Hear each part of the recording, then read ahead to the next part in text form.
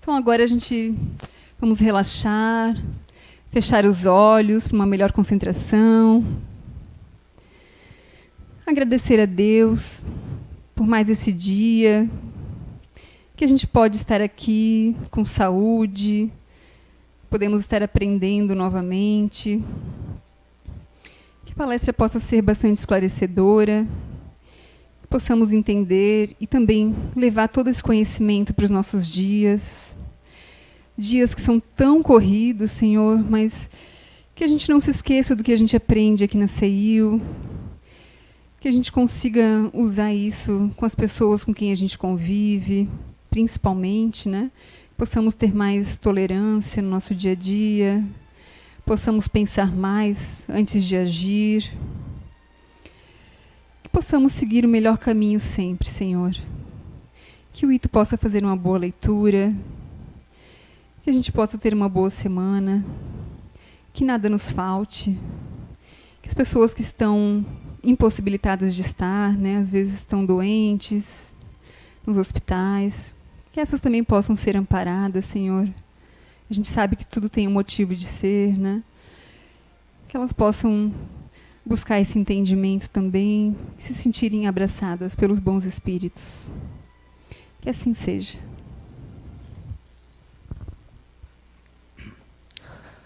Causas atuais das aflições.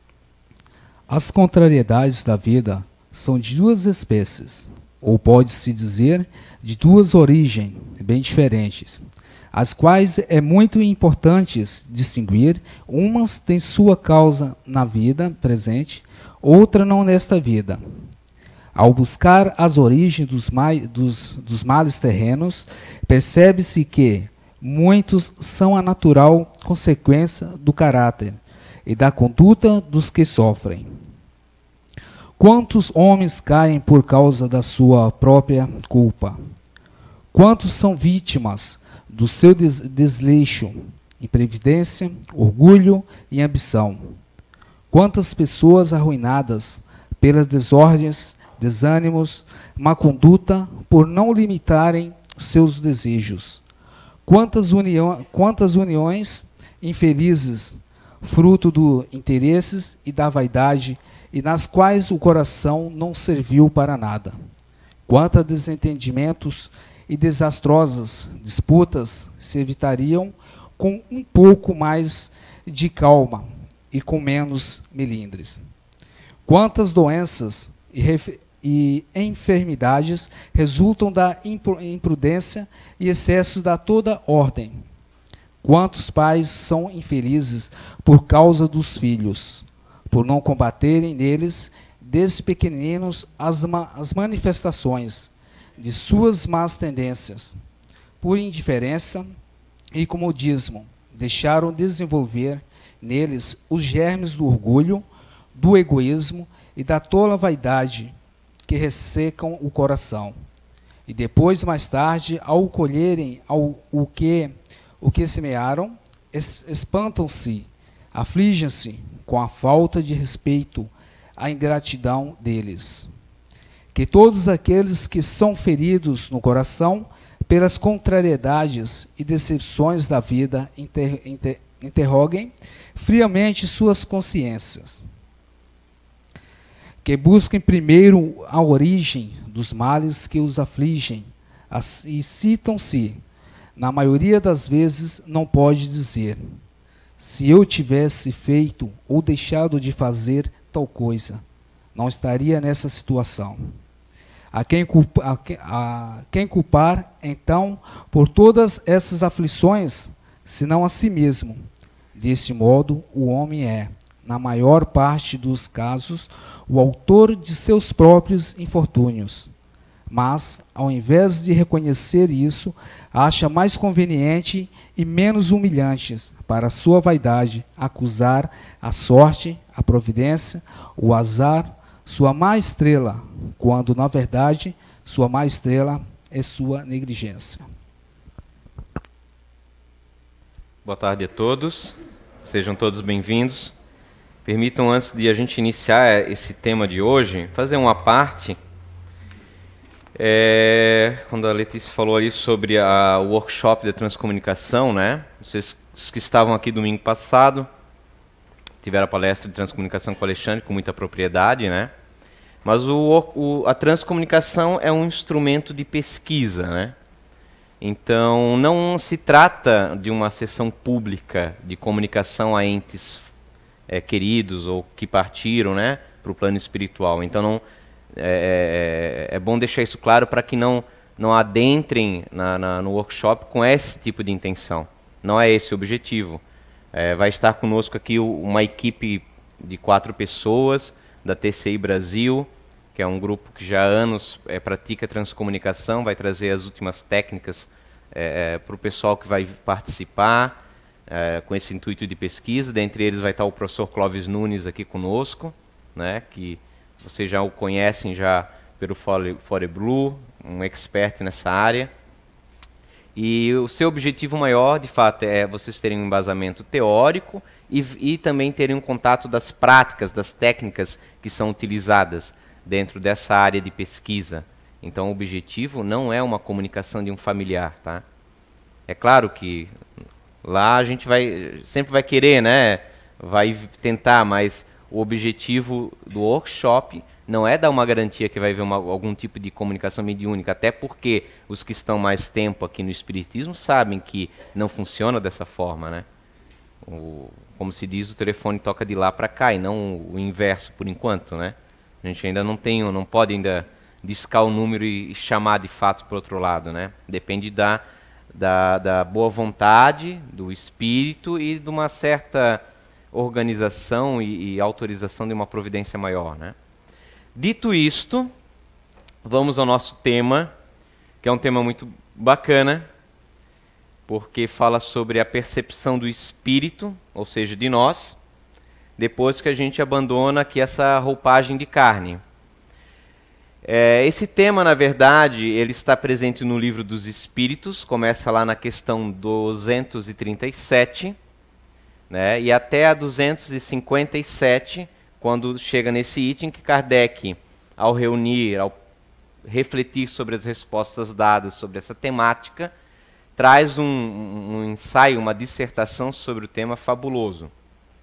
Mas não, apesar da síntese estar ali, não está restrito somente a esta obra, né? Ela abrange, na verdade, Kardec foi estudando, foi pesquisando vários espíritos que ele evocava, chamava na Sociedade Espírita Parisiense de estudos lá, espíritos das mais diversas categorias. Quando a gente fala categorias, quer dizer estados que se encontram no plano espiritual. Na época ele chamava de erraticidade isso. Então ele chama desde espíritos que aqui, quando em vida, no plano físico, eram considerados ótimas pessoas que você olhava e dizia, poxa, essa pessoa era muito egoísta, orgulhosa, teve uma vida inútil, não fez nenhum mal, né, que a gente possa taxar dentro da justiça humana, mas também não fez nenhum bem absoluto. Chamava suicidas, chamava homicidas, e de todos ele coletava respostas. E em cima dessas respostas, ele foi elaborando toda essa teoria de forma empírica, que é o Espiritismo. Então hoje, mais ou menos, nós sabemos o seguinte: os espíritos, nós, quando largarmos a nossa vestimenta, aqui formos para lá, né, para essa outra dimensão, continuaremos a sofrer. É a triste notícia, né? Mas óbvio que o espírito, e agora quando falar espírito estamos falando do desencarnado, o espírito, ele não tem mais um corpo físico. Obviamente que ele ele passa por chama e não se queima, ele pode ir lá visitar a Rússia sem qualquer casaco de pele, que não tem problema. O tecido perispiritual, que é o corpo espiritual dele, que nós os chamamos dentro do espiritismo de perispírito, né, que vem de perisperma, aquela casquinha da laranja entre a casca e o gomo, né, porque o perispírito faz essa função, Kardec o denominou dessa forma, que é uma ligação entre o espírito, que é a nossa consciência, e o corpo físico. Muito mais do que meramente só uma ligação, né? porque ele antecede o corpo físico e continua a existir, né, após a decomposição do sistema orgânico. Pois bem, esse perispírito, ele não tem dores físicas. As ordens, e que estão todas narradas nesses depoimentos, que foram as centenas, milhares de depoimentos, aos longos de 1855, quando ele começa de fato a pesquisar até o seu desencarne lá em 1869, todos relatam que suas dores são morais. Mas o que é isso? Parece uma coisa meio abstrato, né? Quando a gente fala... e eles relatam que essas dores que eles padecem, por os motivos mais variados, é uma dor às vezes insuportável, e que muitas vezes eles relatam que sentem muito calor, sentem muito frio. Mas como isso? Não tem corpo físico, como tem calor, como tem frio? Eles fazem comparativos, mas eles acreditam de fato nisso, que aquilo arde dentro deles. Mas não é tão difícil da gente se colocar na pele deles, né? Se você hoje fosse pego, fosse colocado preso numa cela e tivesse que ficar naquela cela sem direito a sair, nem banho de sol, né, num pátio, durante 3 anos, você não teria nenhuma dor física, não estaria recebendo nenhuma tortura física, mas seria uma dor terrível para a tua liberdade. Não terias a mobilidade, seria uma coisa angustiante, estressante, talvez até melancólica, depressiva nos termos atuais. Seria algo terrível. Chegaria em alguns dias que você, mesmo você sabendo que daqui a 3 anos você sairia, em alguns dias pareceria o fim do mundo.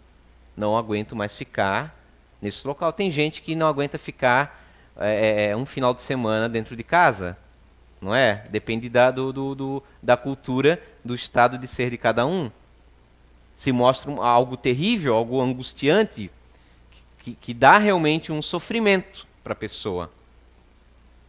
Sem nem falarmos, por exemplo, se você tem um emprego muito bom e de repente a empresa acaba, fale e você está na rua, já tem uma certa idade, você não tem mais condições ou facilidades tão grandes de achar um emprego. Se vê desempregado, é angustiante, você tem dívidas para pagar, você tem família para sustentar, você se encontra num estado de sofrimento terrível, mesmo não estando doente fisicamente. Não é verdade? Se você está extremamente apaixonado e a pessoa apaixonada deixa, aquilo é o fim do mundo, é extremamente e veridicamente angustiante, terrível, é um fim do mundo. Você chega fisicamente a adoecer por causa de algo totalmente não material, um estado emocional. É extremamente angustiante. Então não é tão difícil nós entendermos quando os espíritos, lá no século XIX, comentam a Kardec sobre as terríveis dores que lhes esperam do outro lado. Porque pensem só, ainda dentro dessas analogias, você fez um mal a alguém, mas até então não sabe que fez um mal a alguém. Ou até sabe, mas ela mereceu, aquela pessoa também me fez um mal. No decorrer da carruagem, da sua maturidade, do seu aprimoramento emocional, você vai sendo elaborado, a vida lhe dá situações que você vai vendo, que aquele orgulho, às vezes aquele egoísmo, você vai aprimorando um pouco a sua sensibilidade, como é que se diz hoje em dia, a sua empatia, né, de se colocar no lugar da outra pessoa. E aí, de repente, aconteceu alguma coisa terrível na sua vida, você sofreu, vamos dizer que você perdeu algum ente, ou, como falei, um emprego, ou sofreu um assalto, teve um abuso, tal, que aquela outra pessoa no passado também o teve. E aí agora, com base na sua vivência, você para lembrar, poxa, mas talvez aquela pessoa no passado era assim, porque passou por isso também. talvez ela estava perturbada, porque não havia ainda amadurecido, aprendido a lidar com aquela nova situação de desconforto, de conflito, como eu agora estou. Então você passa o quê? A ter uma consciência um pouco mais abrangente do que você tinha alguns anos atrás. Diante disso, dessa consciência mais abrangente, você olha no passado e você se sente mal por ter agido errado com aquele indivíduo. Até então você não sentia remorso, mas agora que você tem mais percepção, né? Mais informação para compreender o que se passou, você olha de forma diferente para o mesmo acontecimento. Você é você, mas a sua visão modificou-se. Você tem um ângulo agora diferente, mais abrangente do que sucedeu e sente um remorso. Por que eu agi daquela forma? Não é assim que acontece? A gente, depois que amadurece, a gente olha 10 vezes para o pai e para a mãe, que a gente na adolescência foi muito terrível, e olha, caramba, né? Não precisava ter agido daquela forma, poderia ter agido de forma diferente, independente, e compreende que a pessoa é quem é por uma criação, por um desenvolvimento cultural que ela teve, você passa a ter um amadurecimento diferente. E ainda assim você passa a pensar, eu também, mesmo agora, eu tenho que agir diferente. Não é isso que a gente acaba fazendo com o conhecimento que nós temos aqui né, no Recanto do Saber, né? Aos sábados, quem participa do Identidade Eterna, quem lê os livros do Zé Araújo, né? Passa a ter uma visão diferente, coisas que achava que era normal, ou até tinha consciência já pela doutrina espírita que não era bacana, mas não lhe tocavam a sensibilidade. Hoje passa a tocar a sensibilidade. E você tem uma visão diferente, de remorso. Poxa, poderia ter feito diferente. Bate muito com o que o Ito leu agora, né, nessa passagem do Evangelho, como uma diretriz muito positiva. O que acontece então quando nós saímos do corpo de carne? O corpo de carne, ele amortece essa percepção que nós temos como eu, como espírito. Nossas sensações, que até então estão limitadas a órgãos físicos, a nossa consciência só vê através dos olhos, que através de processos, desde cerebrais até fluídicos, centros de força, chegam nesse campo mental que dão a percepção ao nosso eu sobre as coisas, seja na audição, circunscrita aos órgãos da audição, seja no tato, através da pele, né? Quando desencarnamos, não temos mais o corpo físico. O espírito, o corpo espiritual, tem as sensações não estão no corpo físico. Há órgãos que têm a função de transmitir as sensações. Mas a percepção está na consciência, não é no cérebro. Estou botando aqui por, né, um condicionamento, mas está no eu, está no espírito, está em nós. Permanece assim. O corpo morreu, o corpo não sente mais nada. Permanece no eu.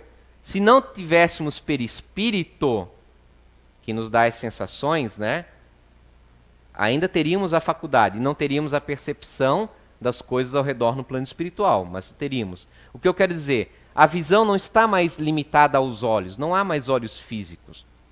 O espírito vê através de todo o seu corpo. Sente através de todo o seu corpo, escuta através de todo o seu corpo perispiritual. As percepções se tornam mais abrangentes, a sensibilidade é outra, dá um outro caráter. O que acontece? Estamos no plano espiritual, a nossa inteligência, que aqui está limitada ao sistema orgânico, que é o cérebro, não tem mais essa limitação. Passamos o nosso limite intelectual, ele se expande, não é que adquirimos conhecimento. Não, a nossa capacidade de pensar se torna maior. Lembramos, de forma geral, logo vamos ver as exceções, lembramos com facilidade dos acontecimentos. Devido a essa sensibilidade, a gente vê que o espírito tem, a lembrança do passado é como se fosse um quadro vivo para ele, como se fosse agora. Basta o quê? Ele se concentrar sobre determinado assunto ou ponto que ele quer refletir. Então o foco sobre alguma coisa é importante. Ele vê e ouve tudo o que ele quer ouvir e ver, com limitações. Isso é um apanhado geral. E o que ele não quer, ele não vê. E aí vocês vão ver na literatura, muitas vezes, espíritos que estão mentalmente perturbados por apegos em algumas coisas, estão presos em determinada monoideia, ou seja, num único pensamento. E não conseguem ver nada mais ao redor de si.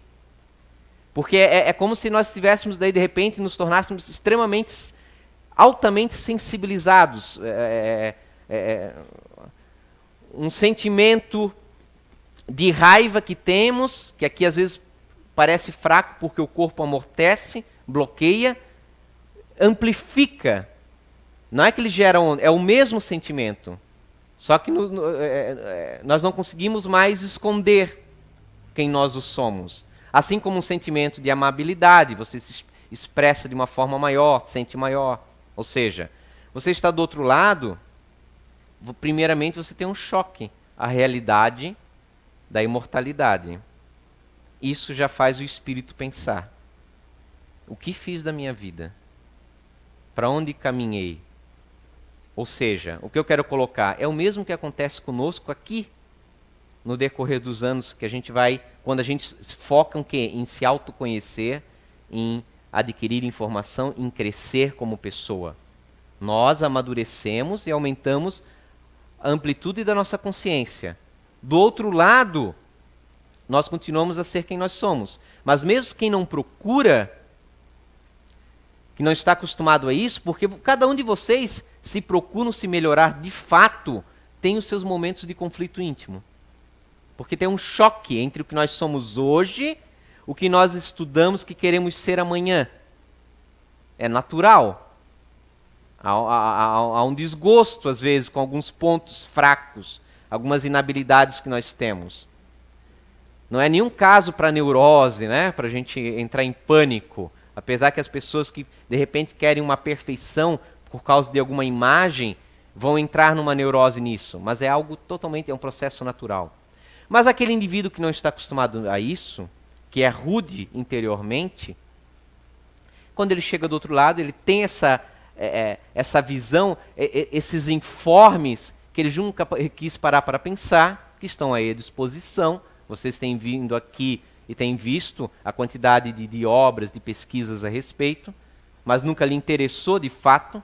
Pode dizer, e pode até de fato, não só dizer, acreditar realmente em Deus, mas nunca se interessou em pesquisar, em se aprofundar sobre as questões da vida. Por quê, aonde, como, qual o sentido de tudo isso? E ele chega lá, então para ele é um choque, aquilo é um tormento. Você de repente também vai estar perturbado, porque tem coisas que nós vamos nos cobrar ainda mais, né? Poxa, eu podia ter feito mais. Mas de repente você já está acostumado um pouquinho a mais a lidar com esse conflito. Então não vai ser tão terrível o sofrimento para você, quanto para o outro totalmente ateu. Ou o chamado, né, cristão não praticante, né, que se usa geralmente, né? O religioso não praticante. Ou seja, a pessoa que tem uma fé, e alguns não é da boca, tem fé de fato. Talvez tenha às vezes fé mais do que nós. Mas essa fé não se torna útil. Não lhe move, não lhe faz alterar o comportamento diante do sistema social. Para ele basta, e aí é um certo egoísmo, um prazer em como estão as coisas para ele, no seu próprio bem-estar, não altera. E isso gera um conflito muito grande. É aquela angústia, como de você preso, obrigado agora a estar num local que você não gostaria. Você, como relatos fabulosos, querem estudar sobre isso, li o livro Céu e Inferno, a segunda parte, que é só cheio de relatos de espíritos, que Kardec sabiamente vai colocando, vai pesquisando a respeito. O espírito chega do outro lado, foi uma boa pessoa, é um caso de uma moça, era inclusive espírita, já era uma espírita não praticante, Kardec coloca não nesse termo, mas dá-nos a entender, ou seja, acreditava, mas nunca se aprofundou no conceito do que é o espiritismo, já na sua época, de pesquisar o fenômeno, de estudar a filosofia, porque esse é o importante, o que está no pano de fundo, não o fenômeno. Mas se o fenômeno existe, há tanta coisa ligada por trás disso. Imortalidade, vidas sucessivas. Mas por que vidas sucessivas? Existem então os espíritos, existe Deus. Mas por que voltar em várias vidas? O progresso contínuo, para quê? Para crescer espiritualmente? Então qual o sentido de levar uma vida meramente materialista? Claro, também eles colocam que a vida material está para o aperfeiçoamento humano, para o desenvolvimento da inteligência humana. Né? Existe um capítulo chamado A Lei do Trabalho, no Livro dos Espíritos, que coloca isso. Para o desenvolvimento da nossa inteligência, para ajudar a desenvolver a inteligência dos outros, para nos ajudar mutuamente. Então, aí temos umas diretrizes a seguir, mas muitas vezes não é assim. Essa moça em particular, ela acaba adquirindo uma doença, acho que por volta de 35 anos, nova ainda, 30 anos. Não é uma pessoa fútil, mas vive unicamente ali por lá, nunca desenvolve a reflexão, pensar um pouco o futuro que espera após o fim do corpo físico. E quando está a ponto de morrer, de desencarnar, seu marido está ausente naquele dia, sente que vai morrer ali, está perdendo aquela força vital interior, faz um esforço muito grande, que eu não posso morrer, eu preciso ainda falar com meu marido novamente, eu preciso orientá-los, preciso orientar os meus filhos que são muito pequenos. E ela permanece, retroage o processo de desencarne dela, mas permanece 3 meses moribunda na cama, sofrendo muito nesse processo, obviamente. Kardec, então, sabendo da história dela, chama para a mesa mediúnica, onde ela comenta sobre que ela sofre, porque ela ainda está, ela tem consciência que está fora já do plano físico, mas está lá na casa dela, sente necessidade de estar junto dos filhos, cuidando deles, compreende que é uma atitude de pouca fé, mesmo sendo nobre, com a intenção de cuidar dos filhos, mas até onde vai isso, né? Será eterno, né? Que ela sempre mimou demais os filhos, e agora sente-se na obrigação de tentar intuitivamente, né, através de uma influência espiritual, conduzi-los melhor do que ela fez em vida. E sofre por causa disso. É um sofrimento moral, no conceito de Kardec, que os espíritos estão por causa das suas inabilidades. Um outro suicida, mas um suicida que ele resolve, dentre tantos relatos, o que eu vou comentar porque achei sui generis, um senhor que é por volta de 1859, parece que na época, pelo pouco comentário que tem, a França entrará num pequeno conflito com a Itália, o filho é chamado para a guerra, porque eles não são pessoas de grandes posses, não há como impedi-lo. Para impedir que o filho vá à guerra e morra, ele se suicida, a fim de que o governo deixe o jovem junto à recente viúva para cuidar dela. Kardec o chama para perguntar sobre a sua situação no plano espiritual, e ele relata que se encontra extremamente perturbado, com dores terríveis.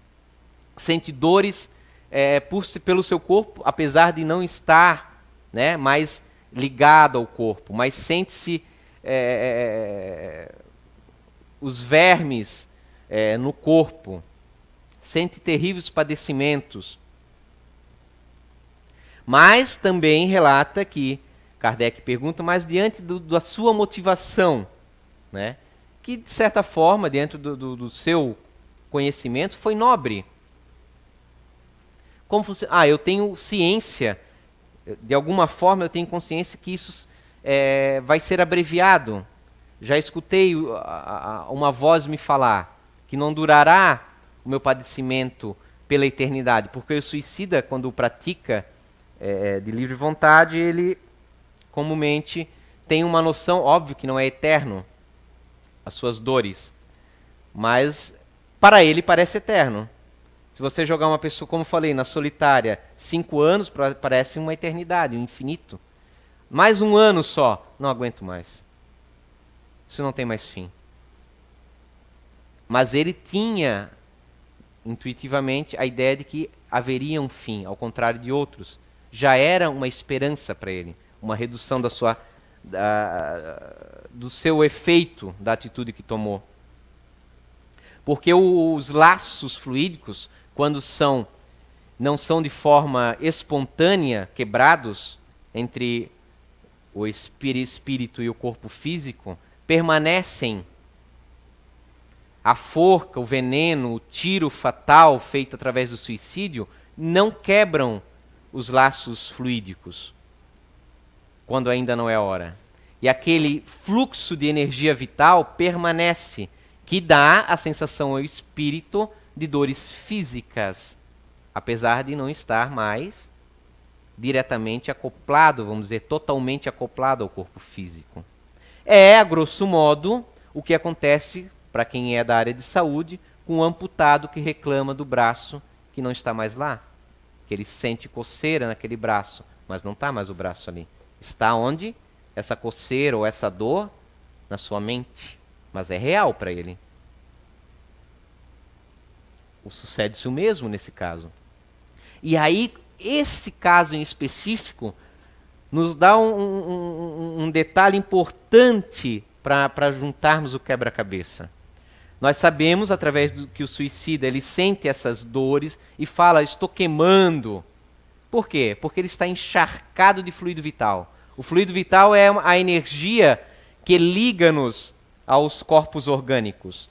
Está presente nos vegetais, nos animais, nos seres humanos, dentro dessa categoria biológica. É o que dá vida aos sistemas orgânicos.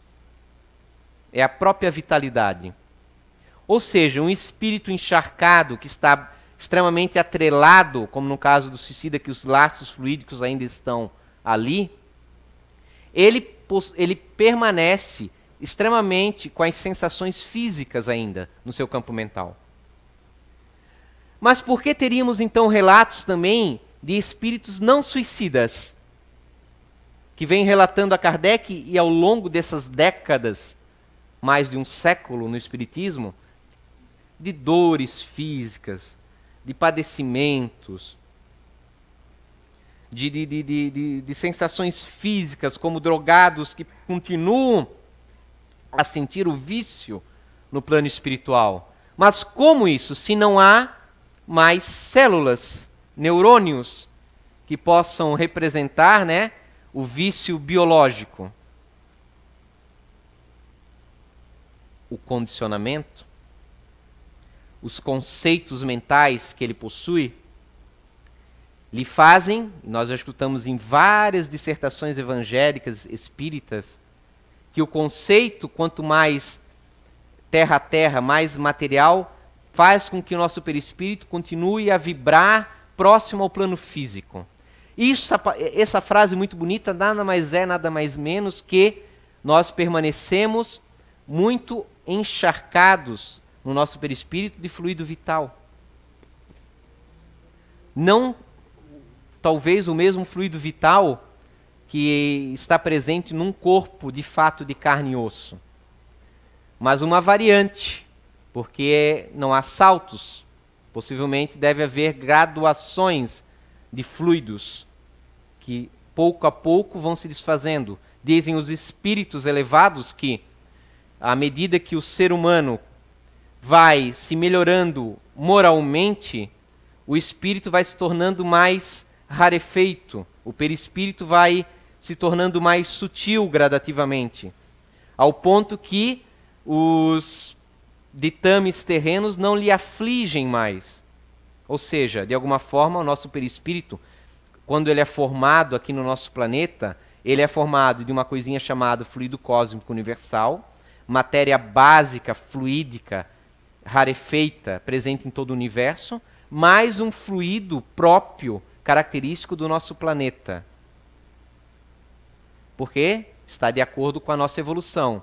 Um espírito evoluído que vem de outro planeta, num grau maior, quando chega-se aqui em nossa atmosfera, mesmo espiritual, se banha desse fluido terreno para se fazer visível a outros iguais a ele. É necessário que seja assim. Ou seja, a evolução que nós temos aqui, claro, nós temos desde o psicopata até uma Madre Teresa, né? E uma graduação infinita entre um extremo e outro, mas daqui da Madre Teresa na Terra nós não conseguimos avançar. O que acontece com um espírito desse? Ele parte para uma nova morada, a fim de continuar a evolução que vai, aos nossos olhos humanos, ao infinito. Percepções, sensações. Ele segue adiante. Kardec foi fantástico na sua pesquisa. Tudo isso que eu estou falando, Kardec elaborou pesquisando. Cada um dos espíritos diferentes. Porque um espírito dá a sua percepção do que acontece, mas não é a mesma. Se pegássemos somente aquele depoimento do suicida que eu falei, diríamos, caramba, o pós-mortem é terrível. Mas quando a gente pega uma dissertação de um outro espírito, que foi um médico russo, na qual ele conheceu através de um relato e evocou na sociedade parisiense, aquele espírito vem dizer que é muito feliz, que o desprendimento do corpo físico é só um estralo, só um momento de perturbação e passa. Olha que diferença que se faz de um para o outro. Mas quando a gente fecha nossa mente e pega somente uma parcela da informação, podemos ter uma interpretação bastante equivocada. Às vezes vai precisar daqueles anos de maturidade para que chegue no final e nós, com a consciência mais abrangente, olhamos, opa, peraí, eu errei quando eu achava que estava certo. Até a física, que é a mãe das ciências exatas, hoje existe a teoria da incerteza. Tudo é muito relativo, dizia Einstein, né? Com outro sentido, mas que nós podemos colocar aqui num sentido mais filosófico. Esse espírito desse médico russo traz para a sessão, logo em seguida, o médium ali psicografando, dá uma parada momentânea, muda-se a escrita, tortuosa, dificultosa. Um espírito sofredor relatando suas dores, seus padecimentos. Kardec acha estranho, porquanto numa única tacada sai o médico, entra aquele sofredor, pergunta, mas como você... o doutor me trouxe. Ele lhe trouxe? Sim, ele é meu guia. Seu guia? Sim, ele ajuda a nós espíritos sofredores. Chamado novamente aquele espírito que anteriormente tinha o ego, essa personalidade de um médico russo, ele comenta que muitos espíritos servem de guias, mentores, como nós usamos a palavra hoje em dia, já está lá, presente na obra de Kardec. Não só nas obras de Chico Xavier, mas em Kardec, comentando, esse espírito fala, assim que nós conseguimos tirar desta perturbação, dar uma orientação ao espírito sofredor, já partimos para um novo que necessita de auxílio. Em seguida, nunca abandonando o anterior. Porque o espírito, ele viaja à velocidade do pensamento. Um espírito elevado, obviamente, né? Porque o espírito inferior, não no sentido de denegrir o espírito, dizendo que é inferior, mas no sentido que ele está ainda apegado às paixões humanas, aos vícios, ele está tão limitado quanto nós na carne. Para o espírito encharcado nas paixões humanas, no sentido pejorativo, nos vícios humanos, há obstáculos fluídicos na obra de Kardec Informa. O que são esses obstáculos fluídicos? Mais muito bem detalhados nas obras de Chico Xavier. São casas, são muros, são castelos em zonas de sofrimento reais para aqueles espíritos. Para o espírito evoluído, superior, aquilo nada lhe é de barreira. Atravessam à la volonté. Bem à vontade, não há obstáculo, mesmo fluídico, para eles. Para espíritos ainda que estão em determinadas faixas evolutivas, o fluido que para nós é intangível, para eles é muito real. Continuamos a ser quem nós somos de lá, o que somos aqui. Espíritos evoluídos como desse médico desencarnam, porque Kardec costumava evocar esses espíritos no mesmo dia que eles desencarnavam. Depois chamava eles uma semana depois, um mês depois, 6 meses depois, para ver como estava o estado deles. Aí ele catalogava. Via que determinados espíritos, como esse médico, mal desencarnavam, já estavam trabalhando no bem, continuavam a fazer aquilo que eles já faziam. Outros entravam em estado de perturbação, como um determinado indivíduo que solicitou preces para ele, porque estava extremamente perturbado, tentava afastar-se do corpo e não conseguia. Estava ali conversando, mas sentia o seu corpo no túmulo. E preocupava-lhe, veja a perturbação. Como é que vamos entender essa perturbação? Fácil. São aqueles momentos que nós estamos sonolentos, por exemplo. A pessoa conversa com nós, falamos uma coisa lúcida, logo em seguida falamos uma coisa fora de nós, ou tomamos algum remédio mais forte, ou aqueles que ainda tomam bebidas alcoólicas ficam embriagados, intercalando momentos de lucidez com onde estou, o que eu estou fazendo aqui. É um estado perturbatório. E esse espírito falava, mas eu estou aqui, mas também estou lá. O que vai ser de mim se eu não voltar para lá? O que vai acontecer com o meu outro eu? Porque não percebem ainda que o corpo não é mais eles. A ligação ainda está presente, os laços ali. O corpo é uma extensão ainda dele. É ele, mas ele está ali. É confuso na mente. Quando a pessoa nunca refletiu sobre isso na vida. Nunca viveu isso na vida. Não foi capaz de nenhum sacrifício moral, às vezes, em prol de outrem, e deixando as suas necessidades pessoais de lado. Porque não adianta simplesmente ter fé, acreditar nisto, mas no momento da prova prática, que você deve deixar, às vezes, uma necessidade pessoal sua de lado em prol do outro, você não fazê-lo. Porque na hora que aconteceu o desencarne, e acontecerá, infelizmente, é a única premonição que nós podemos fazer no Centro Espírita. Todos morreremos. Na hora que acontecer, você não saberá lidar com esse estado emocional, porque é um estado fluídico diferenciado, sem dúvida, mas principalmente um estado emocional, porque ele perturbará o fato de você nunca ter se apegado a coisas abstratas em você. Quem eu sou de fato? De ideais maiores.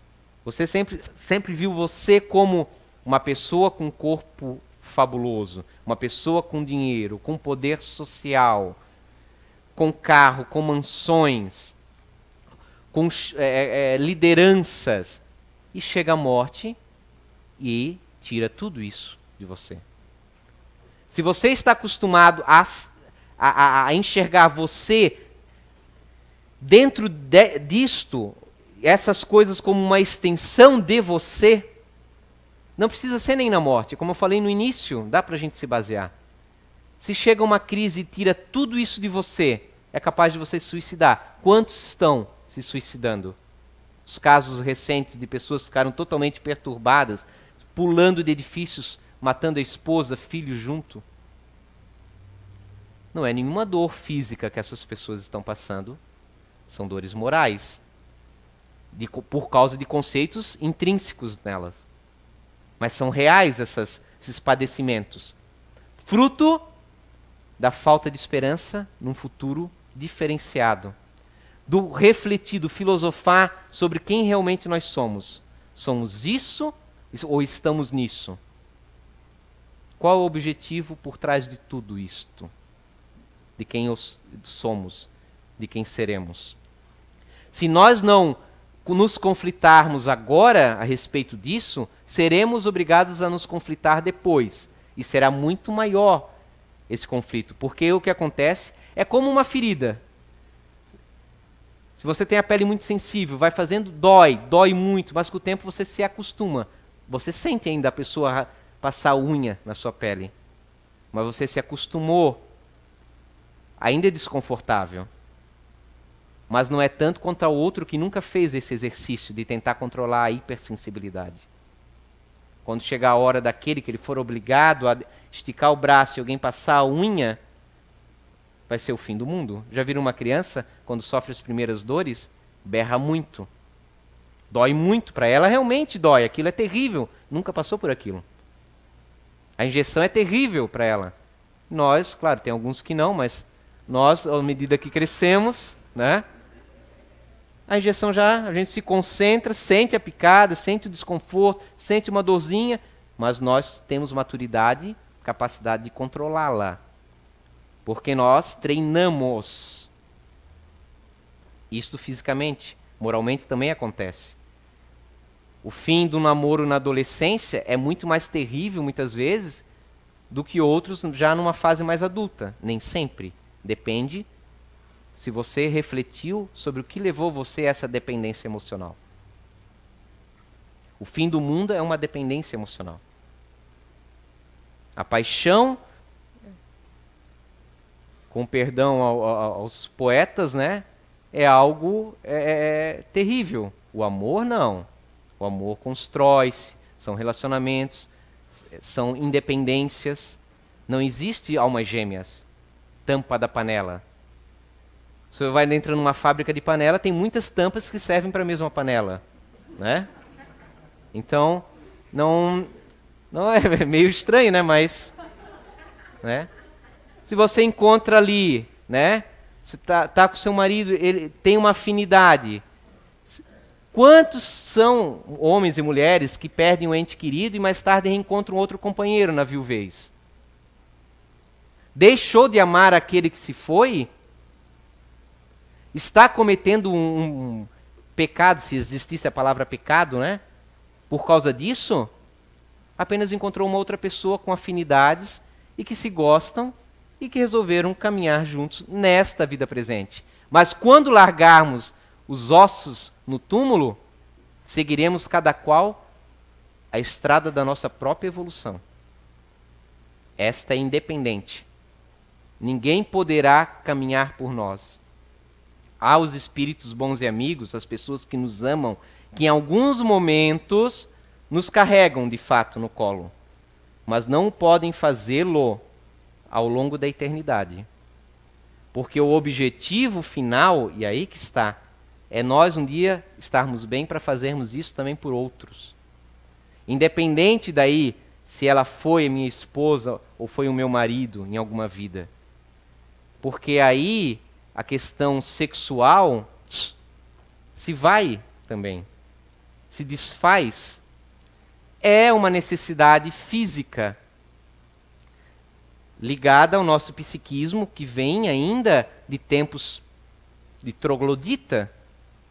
Necessário um instinto de reprodução, de procriação, para que haja corpos para o desenvolvimento do intelecto humano. Obviamente, então, André, será o prazer sexual, então, algo errado? De forma alguma. Foi o prazer sexual que permitiu que, em algum momento, ainda nós no reino de australopithecus ali, de Homo erectus, de homens neandertais, gostássemos de ficar um com o outro fixamente e não trocássemos de parceiras ao longo da mesma existência. As medidas que o prazer vai evoluindo e trazendo afeições entre homem, mulher, mulher com mulher, porque independe da orientação sexual. O chamado homossexualismo nada mais é que a psique num corpo biológico diferente da psique. Tem os seus motivos espirituais. Chegará um ponto em que o campo sexual vai desaparecer. Está longe disso, obviamente. Longe. Mas é só você ver os protótipos. O que vocês acham da clonagem? Um dia chegará o ponto que não haverá mais a reprodução por gestação. Tem mulher agora que deve estar vibrando. Né? Meu Deus, que bom, né? Chega de parto. A clonagem, que a gente vê como algo horrível, claro, depende da finalidade. Será, num futuro, a forma de reprodução humana? Quando que não houver mais aquela necessidade tão grande, ou desejo, né, sexual tão grande assim como é hoje, e acaba gerando muitos filhos e filhas indesejados por aí, apesar das formas de proteção, mas também gera muitos conflitos, porque nós temos muitos mundos aqui dentro do planeta. Há locais em que a poligamia ainda faz-se lei, há locais em que a mulher ainda é objeto sexual, e não é em poucos locais. Você vai à Índia, que é quase 2 bilhões de habitantes, a mulher ainda é vista de uma forma, claro, respeitando a cultura deles, mas a grosso modo o fato é que é vista assim, de uma forma inferior. Em determinadas aldeias da Índia, a menina tem que casar ainda com aquele que o mais velho estipula. Este é o planeta Terra ainda que vivemos. Faz parte do nosso dever, ao mesmo tempo, é uma questão de esperteza, nós nos tornarmos, nos aprimorarmos, filosofarmos mais sobre a finalidade da vida, mas levarmos esse conceito, essa filosofia só não se faz presente na prática quando nós de fato não adentramos, não pensamos profundamente sobre isso. Quando nós refletirmos profundamente sobre isso, há de nos tocar. Enquanto bastar-nos ler um monte de livros e decorar palavras de um livro para falar bonito dentro de de um curso espírita ou entre a rodinha de amigos intelectuais, isso não vai ter sentido nenhum. Cheios são No Céu e Inferno, de obra de Allan Kardec, relato de espíritos intelectualmente, socialmente cheios de culturas, mas em estados de sofrimento. Por quê? Porque a sua consciência se abrangeu do outro lado, quando deveria ter sido feito voluntariamente do lado de cá, treinada para isso. A opção sempre vai ser nossa. A escolha é nossa. O Ito, sabiamente, a gente começou pelo final. O evangelho ali é o final da palestra. Enquanto a gente achar que é a sorte que não nos bate a porta, que é Deus que não nos dá uma oportunidade, que meu guia, poxa, é muito fraquinho. Se é fraquinho é porque você também o é inferior, ainda mais que ele. Enquanto a gente apontar o dedo ríspido ao outro, culpando pelo que acontece conosco, psicologicamente não teremos a responsabilidade dos nossos atos. Não estamos dizendo que nós não somos culpados, nós não temos força sobre o nosso destino. De forma alguma que digo que ou é fácil, extremamente difícil, e cometemos erros. Estar no Espiritismo não é garantia que não se vá cometer erros.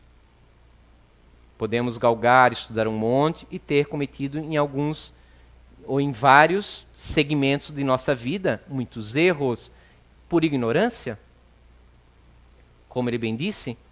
Ah, se fosse agora, faria tudo muito diferente. Ah, se fosse agora, teria estudado mais sobre isso, estudado mais sobre a minha profissão. Ah, se fosse agora, teria me arriscado mais, sendo fiel, corajoso, esforçado. Mas eu fiz o que eu fiz porque eu era outra pessoa no passado. Sou eu o mesmo, mas minha consciência era outra, meu conhecimento era outro. Então, daqui para frente é o que importa. O passado é bom para aprender com ele, mas não para ficar remoendo. Sigamos em frente, porque o futuro sempre é uma esperança. A eternidade está aí. Tenhamos fé em Deus. Sigamos em frente com muita força, muita coragem, pensando no outro um pouco menos do que nós. Porque muitas vezes nós nos dizemos espíritas, mas não somos capazes de largar o nosso bem-estar do dia a dia para sacrificar, às vezes, uma coisa pequena do nosso gosto pessoal em prol de outrem. Seja o outrem um estranho, seja o outrem o pai e a mãe, seja o outrem um irmão, seja o outrem o vizinho, que você não se dá bem, mas se você não desculpar o outro agora, você vai sofrer do outro lado. Eu devia ter desculpado, porque esse é o objetivo da vida. Perdão das ofensas. Desculpar o outro. Amadurecer, enxergar que o outro está tão dodói quanto você. Quem não perdoa está tão doente quanto o outro, que você se acha vítima, que você chama de carrasco. Na sucessão das vidas, onde é a vítima e aonde é o algoz? Quem pode dizer que é vítima 100%? Quem pode apontar o outro como um algoz terrível na eternidade? Hoje eu feri, amanhã, na outra vida, o outro quer me ferir, e assim vai a roda das reencarnação. Só o amor pode quebrar esse grilhão. Só o amor verdadeiramente constrói. Mas não o amor abstrato dos livros de filosofia. É o amor prático de eu conseguir, de eu espírita, ser capaz, em algum grau, ou pedir perdão, ou fazer uma gentileza que eu nunca faço para ele. Alguma coisa eu tenho que fazer.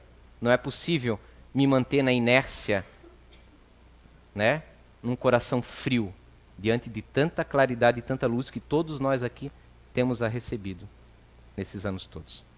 Muita paz a todos, uma boa semana.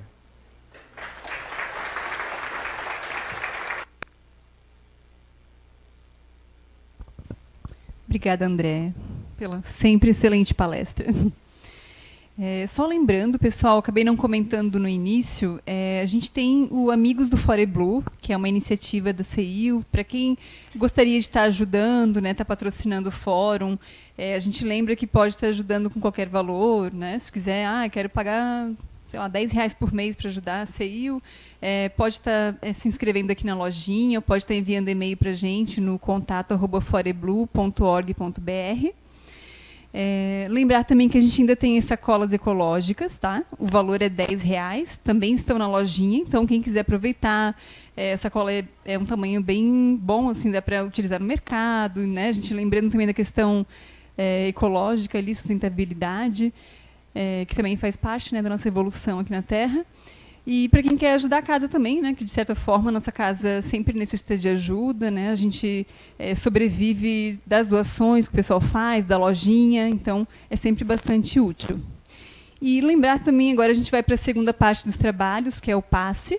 A gente pede que se alguém ingeriu alguma bebida alcoólica hoje, né, ou algum tipo de droga, que deixe para tomar o passe num outro momento, numa quarta-feira ou no próximo domingo, porque a nossa sala é única, a gente não tem outra sala de passe, então ela é utilizada nas segundas-feiras para o tratamento e ela é toda preparada com fluidos. Então, o álcool ou qualquer outra droga, ele acaba quebrando esses fluidos, né? Pode deixar a fichinha na cadeira ou pode entregar ali na recepção também. E lembrar também o pessoal de desligar o celular, né? No momento que... Durante a palestra também, mas principalmente quando entra na sala de passe, às vezes uma luzinha que brilha ali dentro pode atrapalhar um pouquinho a concentração das outras pessoas, ok? Agora a gente vai ouvir a oração do André, oração final, e preparar para a segunda parte. Senhor, Mestre Maior, amigo de todos nós, neste dia de hoje, aqui reunidos, queremos vibrar em prol daqueles irmãos, daquelas irmãs que no plano espiritual sofrem, Senhor. Daqueles fora da lucidez, que choram na amargura, diante dos conceitos que têm. Senhor, que possam receber o nosso apoio, a vossa luz. Que saibam que não estão sozinhos, que aqui estamos nesta pequenina casa de luz para guiá-los, para recebê-los, para ampará-los. Que venham a nós estes pequeninos, Senhor, para que em Teu nome possamos Te glorificar, sigamos as Tuas pegadas, sejamos úteis uns para com os outros, não nos esquecendo daqueles na carne, nos seus infortúnios, muitas vezes não rotulados pela sociedade, ocultos dos olhos, mas que passam sofrimentos, melancolias, tristezas, calados em suas residências, que possam receber também a vossa luz, que nossas pequeninas energias aqui presentes possam de alguma forma ser úteis. Sejamos úteis. Nos dá, Senhor, esse mérito.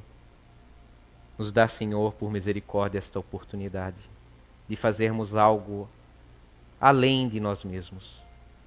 Muito obrigado por todo o bem recebido, por todo auxílio, muitas vezes não merecido, mas que vem de bom coração, dos espíritos que nos acompanham, dos nossos guias, de cada um. Muito obrigado, que assim seja.